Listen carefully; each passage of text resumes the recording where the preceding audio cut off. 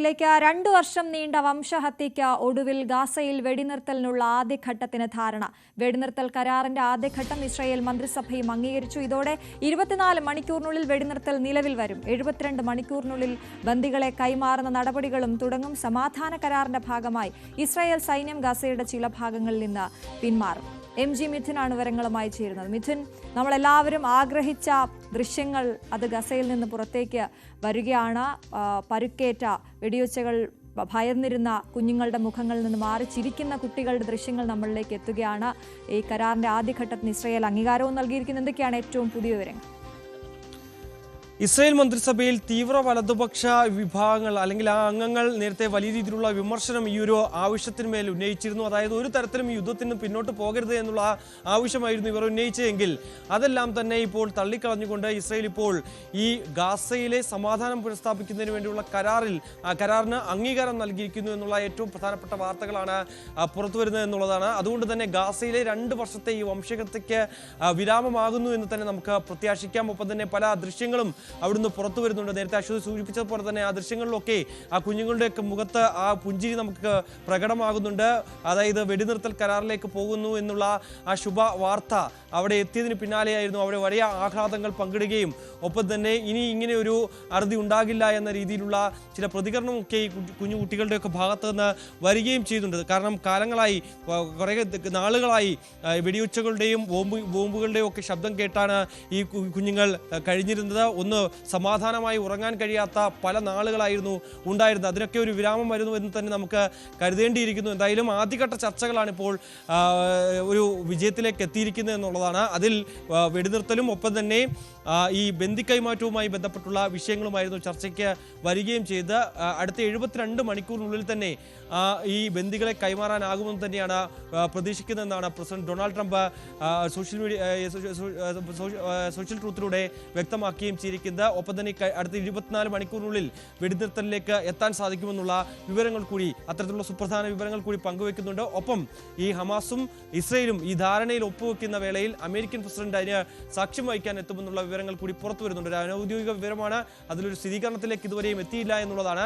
എങ്കിൽ പോലും തന്നെ അങ്ങനെയുള്ള ചില വാർത്തകൾ കൂടി ഈ ഒരു ഘട്ടത്തിൽ പുറത്തു വരുന്നുണ്ട് എന്നുള്ളതാണ്. നിലവിൽ ഇനി 2ാം ഘട്ടത്തിലേക്ക് കടക്കുക എന്നുള്ളതാണ് ഈ ചർച്ചയുടെ ഏറ്റവും പ്രധാനപ്പെട്ട തന്ത്രപ്രധാനപ്പെട്ട നിർണായകമായിട്ടുള്ള ഒരു ഘട്ടമെന്നാണ് നമുക്കിതിനെ വിശേഷിപ്പിക്കേണ്ടതായിട്ടുള്ളത്. കാരണം ഹമാസിന്റെ നിരായുധീകരണം അതുതന്നെയാണ് ഏറെക്കാലമായി ഇസ്രായേൽ ലക്ഷ്യം വെക്കുന്നത്. ആ ലക്ഷ്യത്തിലേക്ക് അടുക്കുന്നതിന് വേണ്ടിയുള്ള ചർച്ചകളായിരിക്കും 2ാം ഘട്ടത്തിൽ നടക്കുക എന്നുള്ളതാണ്.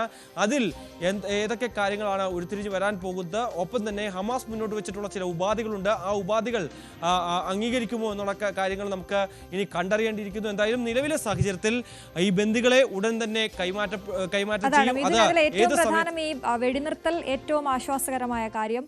മറ്റൊന്ന് ഈ സേനയുടെ പിന്മാറ്റം, ഒപ്പം ഈ ബന്ദികളെ കൈമാറുന്ന കാര്യം. ഈ 3 കാര്യങ്ങളിൽ നടപടികൾ ഉടൻ നടക്കും എന്ന് നമുക്ക് മനസ്സിലാക്കാം. പക്ഷേ മിഥുൻ നേരത്തെ പറഞ്ഞതുപോലെയുള്ള ഈ നിരായുധീകരണം, അവിടെ ആയിരുന്നു വലിയ പ്രശ്നമുണ്ടായിരുന്നത്. അതിൽ വരുന്ന എന്തെങ്കിലുമുള്ള ചർച്ചയിൽ വരുന്ന മാറ്റങ്ങൾ ഈ സമാധാനത്തിന് എന്തെങ്കിലും ഭംഗമുണ്ടാക്കുമെന്ന് നമ്മൾ കരുതണോ, ആശങ്കപ്പെടണോ?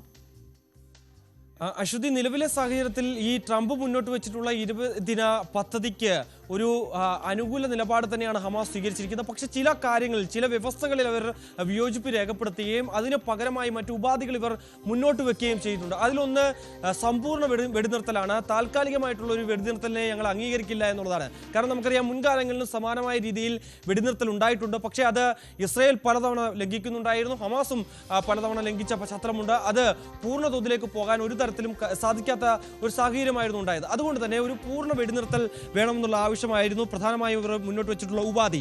മറ്റൊന്ന് ഗാസയിലെ പുനരുജ്ജീവനം, അപ്പോൾ തന്നെ അവിടുത്തെ ഭരണമടക്കമുള്ള കാര്യങ്ങൾ കൈകാര്യം ചെയ്യുന്നതിന് വേണ്ടി ഒരു പലസ്തീൻ സ്വതന്ത്ര അതോറിറ്റിയെ അല്ലെങ്കിൽ അങ്ങനെ ഒരു കമ്മിറ്റിയെ ട്രംപ് മുന്നോട്ട് വെച്ചിട്ടുണ്ട്. അത് ഈ ഒരു 20 ദിന പദ്ധതിയുടെ ഭാഗമാണ്.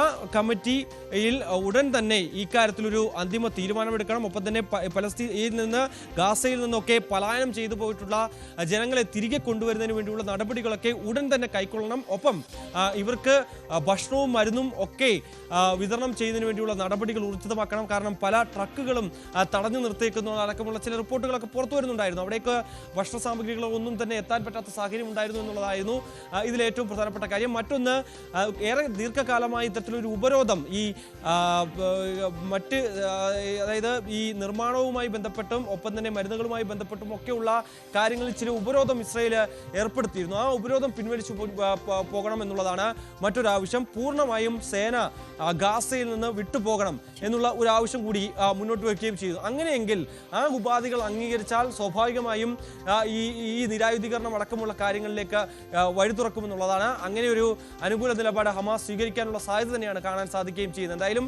രണ്ടാം ഘട്ടത്തിൽ ഏറെ നിർണായകമായി വരാൻ പോകുന്ന ഈ വിഷയങ്ങൾ തന്നെയാണ്. ഈ വിഷയങ്ങളിൽ അമേരിക്കൻ പ്രസിഡന്റ് ഡൊണാൾഡ് ട്രംപിന്റെ ഒരു ഇടപെടൽ എങ്ങനെയായിരിക്കും അക്കാര്യത്തിൽ എന്നുള്ളത് കൂടി നമുക്ക് ചേർത്ത് വായിക്കപ്പെടേണ്ടതായിട്ടുണ്ട്. എന്തായാലും നിലവിലെ സാഹചര്യത്തിൽ ശുഭസൂചനകൾ തന്നെയാണ് വരുന്നത്. സമാധാനത്തിന്റെ സൈറൻ ഗാസയിൽ ഉടൻ തന്നെ മുഴങ്ങുമെന്നുള്ള വിശ്വാസത്തോടു കൂടി തന്നെയാണ് ഇവർ മുന്നോട്ട് പോകുന്നത്. ചർച്ചകളും ലോകമെമ്പാടും ഉറ്റുനോക്കുകയും ചെയ്യുകയാണ്. MG മിഥുനാണ് വിവരങ്ങൾ നൽകിയത്.